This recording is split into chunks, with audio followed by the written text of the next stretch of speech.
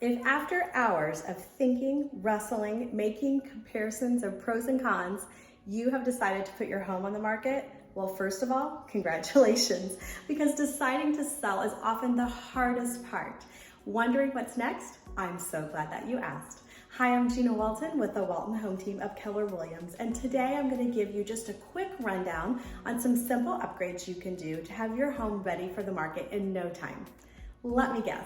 You want to power these prospective buyers and wow them, but you don't want to break the bank? I've got some good news for you. So get ready. Selling doesn't have to come with a hefty price tag in getting your home ready. First, take a look at your walls and trim. Smudgy walls, dingy trim are not what a buyer is looking for because it doesn't feel clean. Refreshing them with calm, neutral, painted colors gives a whole new feel when a buyer steps in the room. Second, consider the yard. Fresh mulch, a few colorful annuals, maybe even some trimmed along the sides, and definitely something on your front porch add a pop of color as someone drives by, as well as the first impression online with the front picture of your home.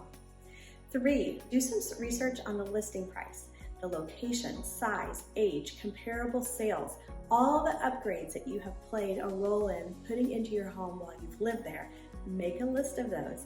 When you meet with a realtor, you will analyze the latest market data to zero in on the price they feel confident in based on the market and that you feel great about for what you've put into your home. Definitely working with a knowledgeable realtor can guide you in maximizing a price with some specific strategies to reach not only the highest price possible, but the best terms overall for a smooth closing. And last, and this is a big one, clean, declutter, and repeat. There's nothing worse than a listing that someone steps into that is dirty. A deep clean and declutter before your home hits the market is key.